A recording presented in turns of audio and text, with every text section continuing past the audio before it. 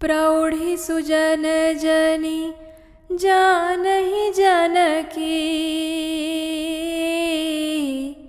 कहूँ प्रीति प्रीति रुचि मन की।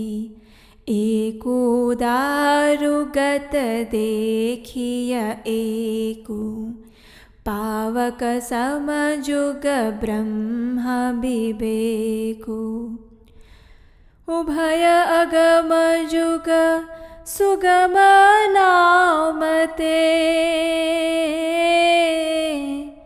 कहेऊ नाम बड़ ब्रह्म राम ते। व्यापकु एकु ब्रह्म अविनाशी, सतचेतन घन आनंद राशि। अस प्रभु हृदयम् अछत विकारी, सकल जीव जग दिन दुखियारी। नाम निरूपन नाम जतन ते, सो प्रगट जिमि मोल रतन ते। निर्गुण ते भांति बड़, नाम प्रभाव अपार। कहूँ नाम बड़ राम ते, निज विचार अनुसार। કેટલાક સજ્જન લોકો આ વાતને કદાચ મારી ધૃષ્ટતા અથવા તો માત્ર કાવ્ય ઉક્તિ ના સમજે. હું મારા મનના વિશ્વાસ, પ્રેમ અને પસંદની વાત કહું છું. નિર્ગુણ અને સગુણ આ બંને પ્રકારના બ્રહ્મનું જ્ઞાન એ અગ્નિને સમાન છે. નિર્ગુણ બ્રહ્મ અપ્રકટ અગ્નિ સમાન છે કે જે કાષ્ઠની અંદર હોવા છતાં દેખાતો નથી, અને સગુણ બ્રહ્મ પ્રકટ અગ્નિ કે સમાન છે કે જે પ્રત્યક્ષ રૂપે તો દેખાય છે. અર્થાત આ બંને અગ્નિ તો એક જ છે, માત્ર પ્રકટ અને અપ્રકટ આ બંનેના ભેદથી તે જુદી હોય એવું લાગે છે. અને એ જ રીતે નિર્ગુણ અને સગુણ વસ્તુતઃ એક જ છે. બંને બ્રહ્મ સ્વરૂપોને જાણવા તો અત્યંત કઠિન છે, પરંતુ નામથી આ બંનેને સરળતાથી સમજી શકાય છે. અને આ અભિપ્રાયથી મેં નામને નિર્ગુણ બ્રહ્મ અને સગુણ રામ કરતાં પણ વધારે મોટું કહ્યું છે. બ્રહ્મ એ વ્યાપક છે, એક અવિનાશી છે, અને સત્તા, ચૈતન્ય અને આનંદનો ઘન રાશિ છે. આવા વિકાર રહિત પ્રભુ હૃદયમાં હોવા છતાં જગતના બધા જ જીવો દીન અને દુઃખી છે. ભગવાનના નામની શ્રેષ્ઠતાનું નિરૂપણ કરીને તેના યથાર્થ સ્વરૂપ, મહિમા, રહસ્ય અને તેના મહત્ત્વને જાણીને તેમનું જતન કરવાથી, એટલે કે શ્રદ્ધાપૂર્વક, નિષ્ઠાપૂર્વક તેનો જાપ કરવાથી તે જ બ્રહ્મ જેમ રત્ન જાણતા તેનું મૂલ્ય જણાઈ જાય છે, તે રીતે આપણી સમક્ષ પ્રકટ થાય છે. અને આ રીતે નિર્ગુણ બ્રહ્મથી પણ નામ મોટું છે અને નામનો પ્રભાવ અપાર છે. અને હવે મારા પોતાના વિચારોને અનુસરીને હું કહું છું કે નામ એ સગુણ રામથી પણ મોટું છે. રામ ભગત હિત નરતનુ ધારી,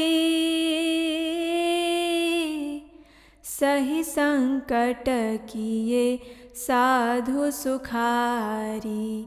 નામો સૌ પ્રેમ જપત નયાસા, ભગત હોહિ મુદ મંગલ બાસા. રામ એકતા પસતિય તારી, નામ કોટિ ખલ કુમતિ સુધારી. ऋषिहित राम सुकेतु सुताकी, सहित सेन सुत किन्हि बिबाकी. સહિત દોષ દુઃખ દાસ દુરાસા દલઈ નામુજી મેર બિનિસિનાસા ભજેયું રામ આપુ ભવ ચાપુ ભવ ભય ભંજન નામ પ્રતાપુ દંડક બન પ્રભુ કિન્હ સુહાવન જન મન અમિત નામ કિએ પાવન નિશિચર નિકર દલે રઘુનંદન નામુ સકલ કલી કલુષ નિકંદન. શ્રી રામચંદ્રજીએ ભક્તોના હિત માટે મનુષ્યનું સ્વરૂપ ધારણ કરી અનેક પ્રકારના કષ્ટોને સહન કરી સાધુજનોને સુખી કર્યા. પરંતુ ભક્તજનો પ્રેમ સહિત નામ જપતા જપતા અનાયાસે જ આનંદ અને મંગળના સ્થાન બની જાય છે.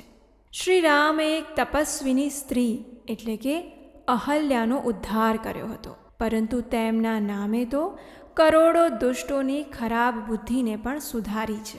ભગવાન શ્રી રામચંદ્રજીએ ઋષિ વિશ્વામિત્રના હિત માટે સુકેતુ યક્ષની પુત્રી તાડકાને સેના અને તેના પુત્ર સુબાહુ સહિત મારી નાખી હતી. પરંતુ ભગવાન શ્રી રામચંદ્રના નામનો સૂર્ય તો જેમ રાત્રિનો નાશ કરે છે તેમ ભક્તોની દુરાશાઓના દોષના દુઃખો સાથે નાશ કરે છે.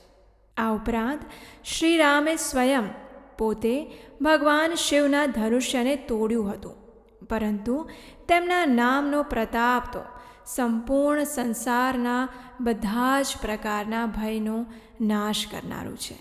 ભગવાન શ્રી રામચંદ્રજીએ ભયંકર દંડક વનને રળિયામણું બનાવ્યું હતું, પરંતુ ભગવાન રામનું નામ તો અસંખ્ય મનુષ્યોના મનને પવિત્ર કરે છે. ભગવાન શ્રી રામચંદ્રજીએ રાક્ષસોના સમૂહને માર્યા હતા, પરંતુ તેમનું નામ તો કલિયુગના સમસ્ત પાપોનું નિકંદન કાઢી રહ્યું છે.